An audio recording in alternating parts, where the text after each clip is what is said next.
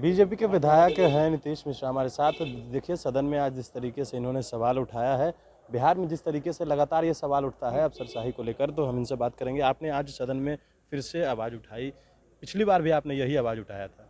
नहीं, आज का विषय थोड़ा भिन्न था। आज मुख्यतः दो विषय थे। एक भू-अर्जन के संबंध में था, जो एनएच का जो निर्माण हो रहा है भारतमाला के तहत, उसमें भू-अर्जन में जो समस्याएं आ रही हैं या जो उचित मुआवजा है वो नहीं मिल पा रहा है, वो कैसे होगा ताकि कार्य भी एग्जीक्यूट हो, निर्माण कार्य भी हो और जो लोगों का हक अधिकार है वो भी उनको मिले। एक वो विषय था और दूसरा हमारा विषय था जो विधानमंडल के सदस्यों के द्वारा जो मुख्यमंत्री क्षेत्र विकास योजना के तहत योजनाओं का कार्यान्वयन कराया जाता है, अनुशंसा की जाती है, उसके मेंटेनेंस के लिए सरकार के पास कोई नीति नहीं है।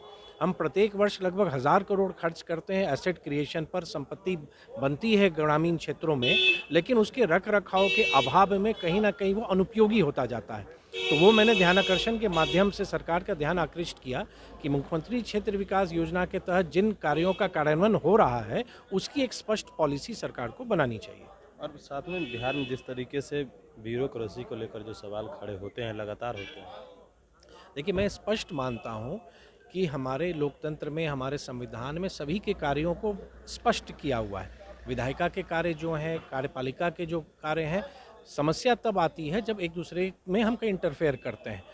विधायक या सांसद लोगों की आवाज़ होते हैं, एक जनप्रतिनिधि होते हैं। जैसे मैं 3.25 लाख लोगों का प्रतिनिधित्व करता हूँ, तो मैं अगर जन समस्याओं को लेके कहीं मैं उस विषय को रखता हूँ, तो पदाधिकारियों को भी या विभागों को भी ये सोचना चाहिए कि वो समस्या जनहित की है और उसको दूर करना उनका वो कर्तव्य बनता है। कोई भी जनप्रतिनिधि सरकार के नियम से या रूल्स के अगेंस्ट जाके करने के लिए कोई कार्य नहीं कहेगा। समस्या तब आती है अगर हम उन विषयों को उठाते हैं और प्रशासनिक पदाधिकारी द्वारा उसको अगर गंभीरता से नहीं लिया जाता है, वो कहीं ना कहीं लोकतंत्र के लिए भी सही नहीं है। नहीं, सवाल हमेशा उठता रहा है ब्यूरोक्रेसी को लेकर।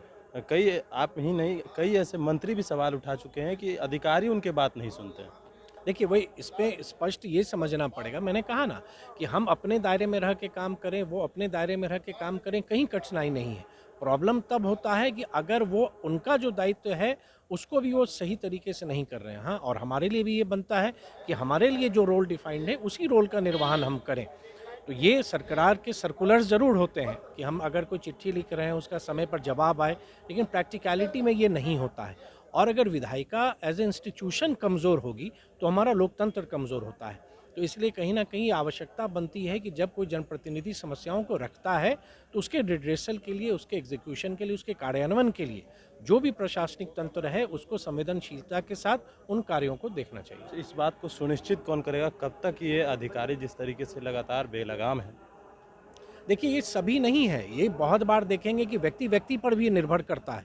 अगर हम ये कह लें कि सभी पदाधिकारी ऐसे हैं, ये कहना भी उचित नहीं है। हाँ, बहुत बार होता है कि पदाधिकारी जो उनकी सीमा है, जो उनके लिमिटेशंस हैं उसके, वो बाहर जाते हैं। वो कहीं न कहीं मैं उसको सही नहीं मानता हूँ।